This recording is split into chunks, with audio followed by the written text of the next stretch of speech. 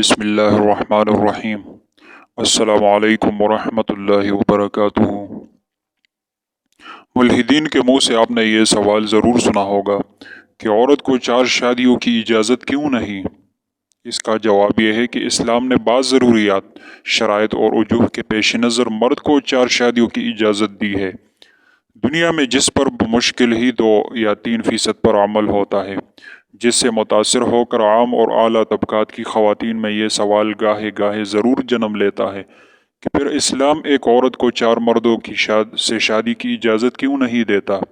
مرد و عورت کی اس تفریق کو یہ خواتین اپنے لیے ہتک گردانتی ہے۔ مذکورہ سوال کے پیدا ہونے میں بڑی حد تک ہاتھ بہرحال مرد و عورت کی اس تحریک مساوات کا بھی ہے، جس کے تحت خواتین ہر میدان میں اپنے حقوق دیوانہ وار حاصل کرتی دکھائی دیتی ہے۔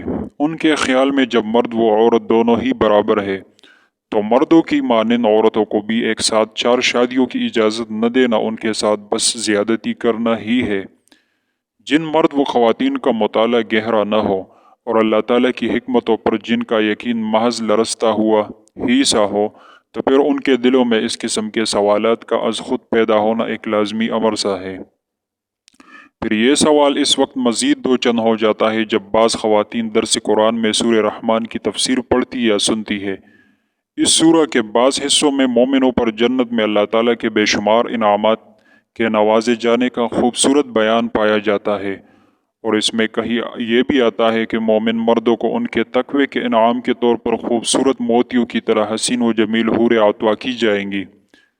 تشریح میں مدرسین حدیث کی روشنی میں بیان کرتے ہیں کہ انہیں وہاں بیک وقت 70 حوریں عطا کی جائیں گی۔ چنانچہ اس موقع پر بھی بعض خواتین سوال کرتی ہے، جب وہاں مومن مردوں کے ساتھ اتنی خصوصی نوازشات کی جائیں گی تو پھر مومن عورتوں کو 70 خوبصورت مرد کیوں عطا نہیں کیے جائیں گے؟ ان سوالات کے پیدا ہونے کو ہم روک نہیں سکتے، جبکہ یہ سوالات محض مفروضہ بھی نہیں، ہم نے خواتین کی جانب سے اٹھاتے ہوئے خود سنا ہے۔ آج کا دور کیونکہ علم، سائنس اور میڈیا کا انفجار ہے، اس لیے ناپختہ یا شریر ذہنوں میں ان سوالوں کے جنم لینے سے کوئی روک بھی نہیں سکتا۔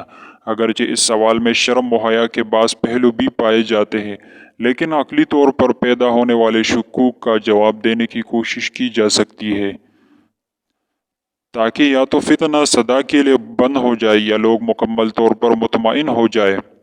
ذیل کی تحریر میں ہم کوشش کریں گے کہ غلط فہمیوں کو جنم دینے والے ان سوالات کا عقلی و شافی جواب دیا جائے۔ عام طور پر علماء و مسلم مفکرین اس سوال کا محض اتنا سا جواب دے کر بات ختم کر دیتے ہیں کہ اس سے نسب بگڑنے کا خطرہ کھڑا ہو سکتا ہے کہ مذکورہ شخصیات اتنا مبہم سا جواب صرف اس لیے دیتی ہو کہ اس کی تفصیل میں شرم کے بہت زیادہ پہلو پائے جاتے ہیں، لیکن اس دور میں جبکہ بدکاری کے حصول کی مجنونانہ کوششیں بڑھتی جا رہی ہو، محض نسب بگڑنے کے مختصر سے جواب سے کسی خاتون کو 4 شادیوں کی طلب سے نہیں روکا جا سکتا۔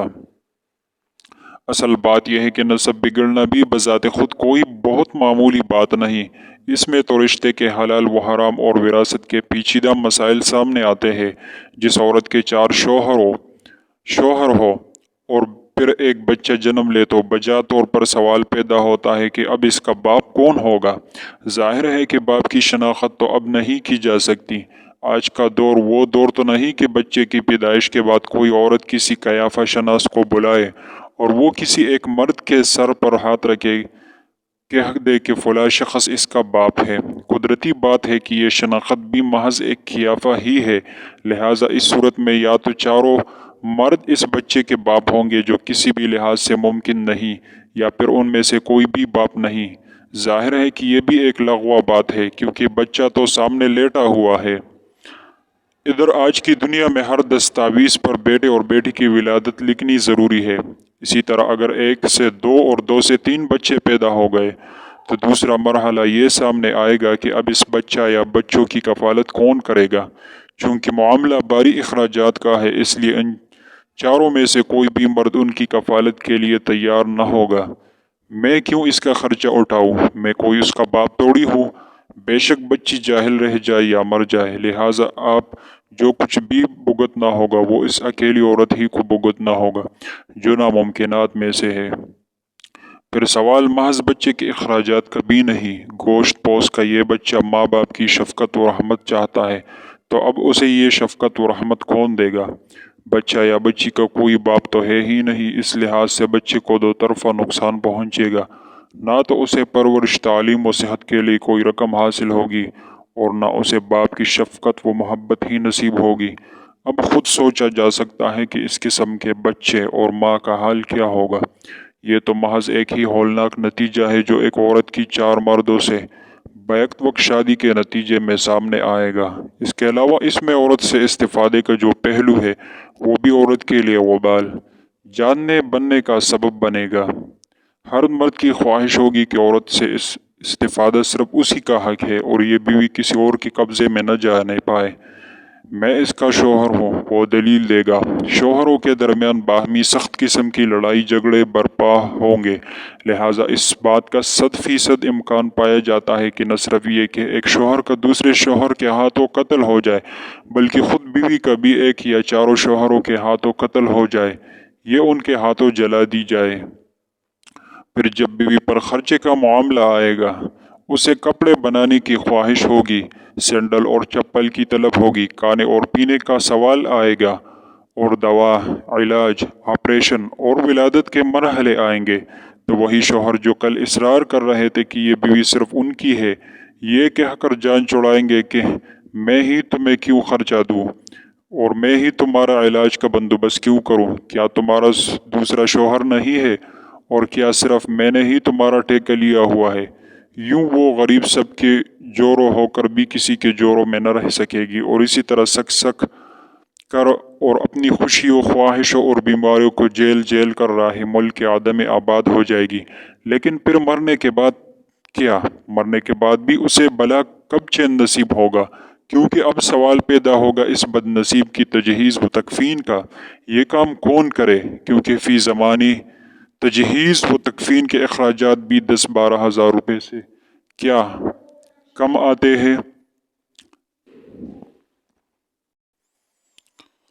لہٰذا جب ہم اس تمام صورتحال کو سامنے رکھتے ہیں تو ایک عجیب گناؤنے قسم کی تصویر ہمارے سامنے آتی ہے۔ یہ بات عجیب تماشا ہوا اور پھر اس میں نقصان کسی کا ہوا؟ اسی عورت کا جو اصرار کے ساتھ کہا کرتی تھی کہ 4 شادیوں کی اجازت اسے بھی دی جائے، زندگی اور موت دونوں حالتوں میں ہی وہ مرتی ہی رہے گی۔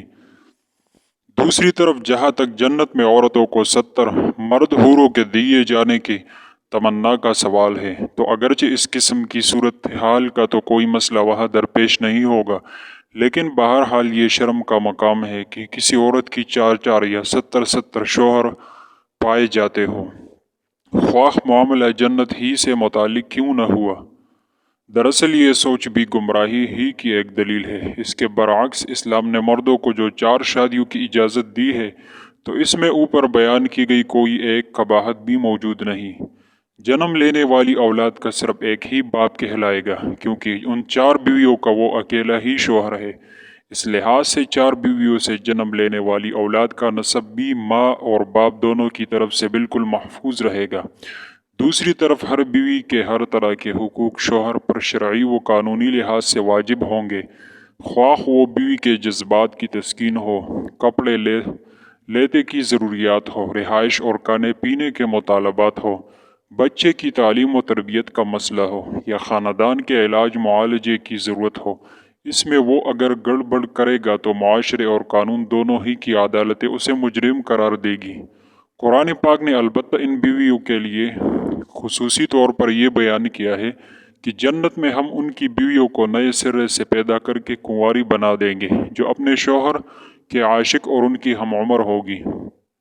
سو خواتین و حضرات، اپنی دعاؤں میں اپنے دماغوں میں الٹے سیدھے تصورات کی پرورش کرنے کے بجائے یہ سوچا کریں کہ اللہ تعالیٰ کا کوئی حکم بھی مصلحت سے خالی نہیں ہوتا۔